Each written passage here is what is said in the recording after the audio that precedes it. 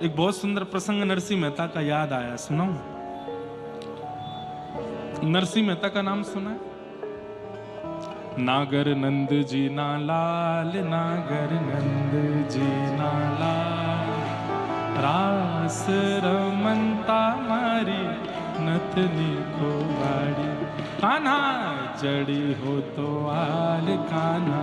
गुजराती भाव है, नरसिंह मेहता जी का पद है ये। नरसिंह मेहता गाते हैं, रास का पद गा रहे हैं। स्वयं महादेव लेकर के गए हैं नरसिंह मेहता को रास के अंदर। कैसे? नरसिंह मेहता जी का जब जन्म हुआ तो बोलते नहीं थे, बोलते नहीं थे। इनके माता पिता छोटी अवस्था में ही चले गए, अपनी दादी के साथ रहते थे। और नरसिंह मेहता के एक बड़े भैया थे जो इनसे इतने बड़े थे कि उनका ब्याह भी हो चुका था। भैया तो अच्छे थे लेकिन भाभी को नरसिंह बिल्कुल भाते नहीं थे। बोले ये सास ससुर चले गए, मेरे पास इसको छोड़ के चले गए, देवर नरसिंह मेहता। तो इनकी दादी जो थी, जूनागढ़ में जितने भी संत आते थे सबके पास नरसिंह मेहता को ले जाके प्रणाम करवाती और सबसे एक ही आशीर्वाद दिलवाती, ऐसा आशीर्वाद दो। ये बोलने लगे, क्यों? बोले मेरे प्राण चले जाएंगे तो कम से कम बोल करके अपना जीवन तो चला लेगा, इसकी भाभी तो इसका ध्यान रखेगी नहीं। कहते हैं सब संतों को प्रणाम करते करते करते करते एक दिन देखा कि जंगल में, जूनागढ़ में एक जटाजूट धारी, त्रिशूल धारी एक महात्मा बैठे। वो महात्मा नहीं थे, महादेव ही थे। और दादी लेके गई नरसिंह मेहता जी को, बेटा प्रणाम करो, प्रणाम कर, महाराज जी को प्रणाम कर। जैसे ही नरसिंह मेहता, अब इतने ट्रेंड हो चुके थे, 5 वर्ष के नरसिंह मेहता खूब लंबी दंडौत करते। और छोटा 5 वर्ष का बालक दंडौत करता है ना, अच्छे अच्छे महात्माओं का हृदय पिघल जाता है। अरे अरे बालक बस बस बस। महादेव को प्रणाम किया तो महादेव तो अरे अरे अरे बस बस बस बस। दादी बोली नहीं नहीं महाराज जी आशीर्वाद दीजिए। क्या? बोलने लगे। अच्छा। नरसिंह मेहता को गोद में बैठा करके मुखमंडल की ओर देके बोलो, बोलो बोलो राधे श्याम। नरसिंह मेहता हंसने लगे, बोलो बोलो बेटा राधे श्याम। जब तीसरी बार बुलवाया, बोलो बेटा राधे श्याम, नरसिंह मेहता ने अपना होठ खोले और धीमे से नेत्र बंद करके बोले। और पहली बार नरसिंह मेहता बोल पड़े राधे श्याम। और जैसे ही बोले दादी बड़ी प्रसन्न, अब तो और बुलवावे और बुलवावे और बुलवावे। अब तो नरसिंह मेहता बोलने लग गए। महादेव की बड़ी कृपा। इसलिए मैं कहा करता हूं, महादेव को भजते भजते भजते भजते भजते भजते भजते कब कब में आप वृंदावन पहुंच गए, श्री जी और ठाकुर जी के होने लग गए, समझ जाओ महादेव ने कृपा की है आपके ऊपर। महादेव जब अति प्रसन्न होते हैं, महादेव जब अति कृपा करते हैं, महादेव किसी पर रीझ जाते हैं तो कृपा के रूप में, प्रसाद के रूप में वृंदावन देते हैं, श्री युगल की भक्ति देते हैं, प्रिया प्रियतम का प्रेम देते हैं। कई लोग बड़े चिंतित हो जाते हैं, मैंने जीवन भर महादेव की आराधना की, अचानक से किशोरी जी क्यों प्रिय लगने लगी, अचानक से वृंदावन क्यों प्रिय लगने लगे। भयभीत मत हो, महादेव कृपा करते हैं तो अपने आराध्य को प्रदान करते हैं। नरसिंह मेहता जी को फिर कथा तो बहुत लंबी है कि एक बार घर से निकाल दिया भाभी ने, तो रोते हुए इनकी दादी से ये पूछते थे मेरे माता पिता कौन हैं। तो इनकी दादी बोलती थी तेरे पिता महादेव हैं और माताजी पार्वती हैं। तो जब एक समय दादी चली गई, भाभी ने घर से निकाल दिया नरसिंह मेहता जी को, तो रोते हुए ये गए। और संभवतः महादेव जो थे उनका नाम भी था इंद्रेश्वर महादेव। सुना है, मैंने दर्शन नहीं किए, सुना है कहीं। और ये गए और जाकर के जंगल में महादेव से लिपट करके खूब रोए, बोले आप ही मेरे पिता हो, आप ही मेरी माँ हो। नरसिंह मेहता जी का चरित्र बहुत सुंदर है। मैंने अभी कुछ दिन पहले अफ्रीका में, केनिया में कथा थी, वहां कहा था, सुनिएगा, बहुत अच्छा चरित्र। तो आज भी ठाकुर जी आए। नरसिंह मेहता जी को सबने बेदखल कर दिया, परिवार वालों ने घर से निकाल दिया। एक समय आया, ये भी नागर ब्राह्मण थे, संभवतः हमारे मंदिर के जो मुख्य अधिकारी हैं वो भी नागर हैं। अब नागर वंशी ब्राह्मण है कि नहीं ये तो कैसे पता चले। नागर वंशी हैं तो मतलब नरसिंह मेहता जी का ही वंश है। तो इनको नागर वंशियों ने भी निकाल दिया। सब लोग इधर देखो, सब ने अपने जगह से निकाल दिया। पत्नी ने एक दिन बोले आपको तो परिवार वालों ने भी निकाल दिया, गांव वालों ने भी निकाल दिया, अब तो आपके ब्राह्मण वंश के लोगों ने भी आपको निकाल दिया। तो नरसिंह मेहता बोलते बढ़िया है, परिवार वालों ने निकाल दिया उसका भार खत्म हुआ, गांव वालों ने निकाल दिया तो गांव का लोक व्यवहार खत्म हुआ, एक बस ये जाति का बोझ और था मेरे ऊपर, इससे भी निकल गया, मैं तो मुक्त हो गया हूं, अब अकेला ठाकुर जी का भजन करूंगा। ऐसे नरसिंह मेहता। तो सबने निकाल दिया। भगवान ने एक दिन द्वारिकाधीश ने अक्रूर जी को सेठ जी का रूप बना करके भेजा और कहा नरसिंह मेहता का बढ़िया भवन बनवा के आओ।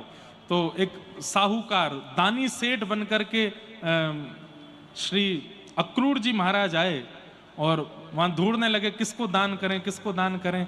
नरसिंह मेहता के पास गए, बोले हम दान करना चाहते हैं। तो नरसिंह मेहता बोले हमें कुछ नहीं चाहिए। बोले कुछ तो ले लीजिए। तो नरसिंह मेहता बोले द्वारिका जाने आने वाले संतों के लिए कोई निवास की व्यवस्था नहीं है जूनागढ़ में, आप चाहो तो एक संत निवास बनवा दो। कहा था संत निवास, अक्रूर जी ने महल बना के दिया। बोले इसमें एक कमरा में आप रहिए पत्नी के साथ, बाकी के सारे कमरे संतों के लिए रख देना।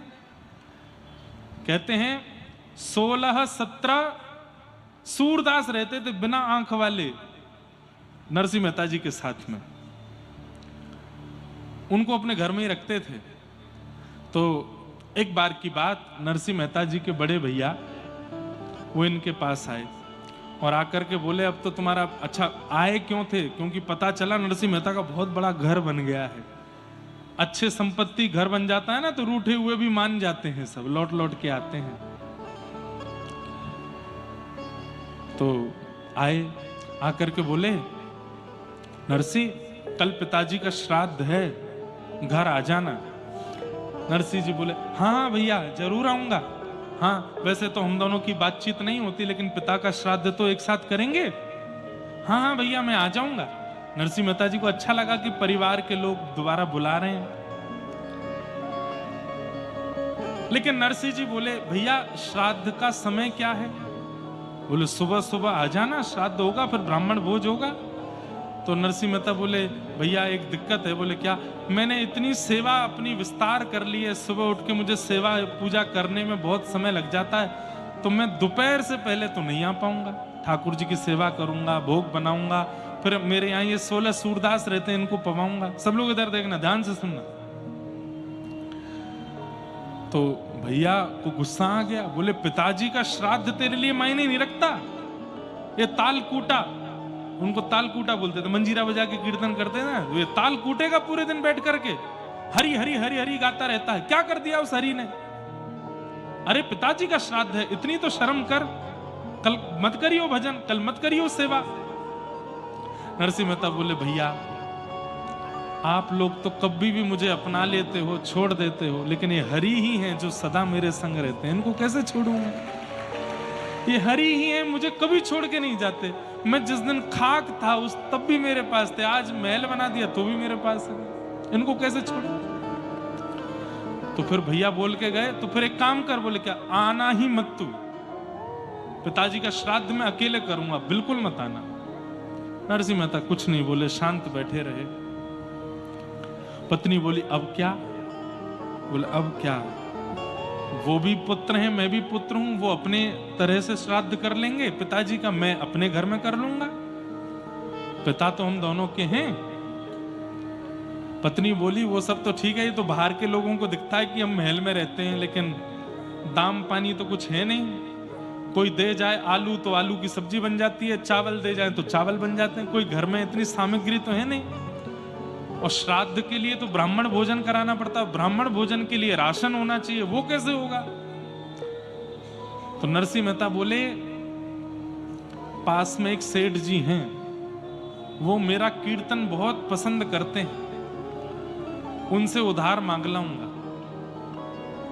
और धीरे धीरे चुकाते रहेंगे उनका, कल पिताजी श्राद्ध कर देंगे। बोले ठीक है। पत्नी बोली जाते जाते ब्राह्मणों को निमंत्रण तो दे जाना। बोले ठीक है। अब नरसिंह मेहता गए ब्राह्मणों के पास, तो ब्राह्मणों से जाके बोले, तो ब्राह्मण बोले तुमको तो हमने वंश से निकाल दिया, अब तुम्हारे यहाँ श्राद्ध खाने कोई नहीं आएगा। तो नरसिंह मेहता चरणों में गिर गए, बोले मेरे यहाँ कभी मत आइएगा, पर मेरे पिताजी का श्राद्ध है इसलिए आ जाना। तो आधे ब्राह्मण बोले हम तो तुम्हारे भैया के यहाँ न्योते पर जाएंगे, तुम्हारे यहाँ नहीं आ पाएंगे। आधे बोले हम आ जाएंगे लेकिन हम सबको बुलाना पड़ेगा। कितने हैं? 2-2.5 हजार हैं।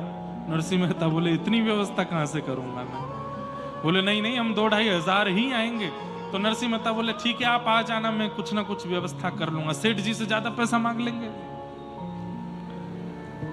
2-2.5 हजार ब्राह्मणों को न्योता दे दिया और नरसिंह मेहता पहुंचे सेठ जी के पास।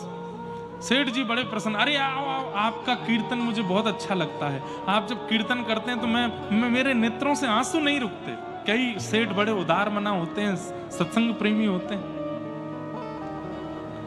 तो सेठ जी बोले कहिए कैसे आए। बोले कल मेरे पिताजी का श्राद्ध है, आप थोड़ी सी सेवा उधार में दे दीजिए, मैं बढ़ता रहूंगा धीरे धीरे।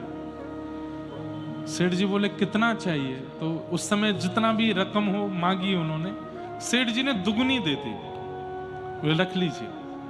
बोले नहीं इतनी मत दीजिए, मैं कैसे चुकाऊंगा? बोले आपको अभी चुकाना है। बोले अभी कैसे चुकाऊंगा? बोले बस यहाँ बैठ के कीर्तन सुना दीजिए मुझे, मैं कीर्तन सुन के प्रसन्न हो जाऊंगा, फिर ये लौटाने की जरूरत नहीं है, आप तो इसके बदले कीर्तन सुना जाओ। तो नरसिंह मेहता बोले ठीक है मैं कीर्तन सुना देता हूं। और नरसिंह मेहता गाने लगे। लेकिन नरसिंह मेहता का कोई समय नहीं होता था, नेत्र बंद करके गाना प्रारंभ करते थे और गाते गाते गाते गाते गाते कितने घंटे निकल गए कुछ पता नहीं। और सुनने वाले भी ऐसे ही होते थे। नरसिंह मेहता गाने लगे और सेठ जी भी आंख बंद करके सुन रहे हैं। गाते गाते पूरी रात निकल गई, दिन हो गया और दिन भी निकलने लगा।